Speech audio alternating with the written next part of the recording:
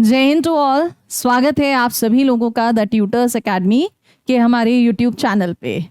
और आज मैं आपके सामने एक ऐसी अपॉर्चुनिटी उन बच्चों से डिस्कस करना चाहती हूँ जो एक जज्बा रखते हैं कि मुझे देश की सेवा करनी है, देश पे मर मिटने के लिए, कुछ कर गुजरने के लिए हर समय तैयार रहते हैं, जिनका सपना है वो प्रेस्टिजियस यूनिफॉर्म उन्हें पहननी है, या जिनके अंदर क्वालिटी है आगे से बढ़कर लीड करने की।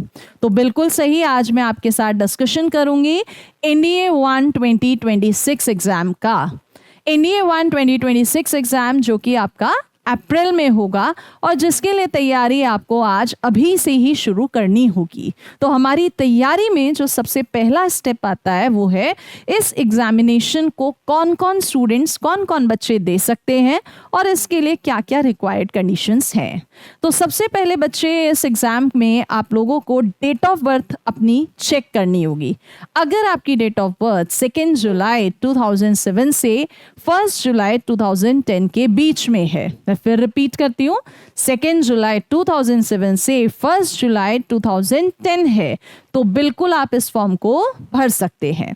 ध्यान रखने वाली बात यहाँ पर, ये दोनों डेट्स 2 जुलाई 2007 और 1 जुलाई 2010 भी इंक्लूडेड है। अगर आप इन दिन पर भी बॉर्न हैं तो भी बिल्कुल आप फॉर्म को भर सकते हैं।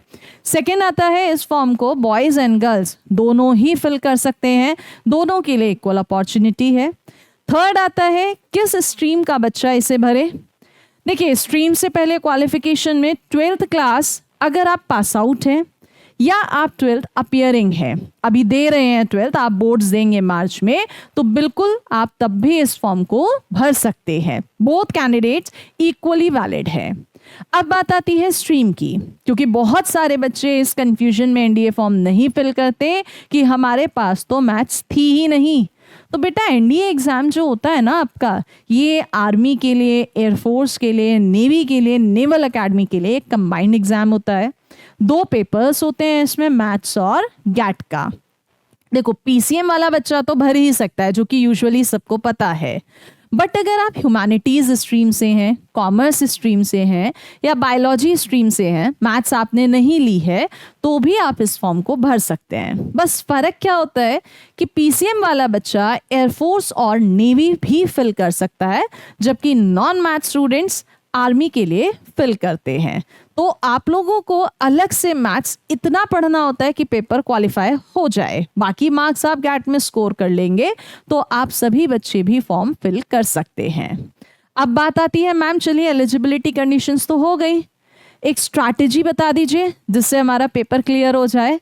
बिल्कुल सही बात है, स्ट्रैटेजी के लिए बिल्कुल मैं आपसे बात करूंगी, बट उसके लिए आपको थोड़ा वेट करना होगा, क्योंकि अगर मैं स्ट्रैटेजी लाऊं तो एक ऐसी स्ट्रैटेजी होनी चाहिए जो हर एक बच्चे के लिए वैलिड हो, मिनिमम एफर्ट्स में आपको आउटपुट ज़्यादा से ज़्यादा मिल जाए, और उन बच्चों को भी जो इस समय पर बोर्ड्स की तैयारी कर रहे हैं, बिकॉज बोर्ड्स के तुरंत बाद ही उनका एनडीए का एग्ज़ाम हो जाता है।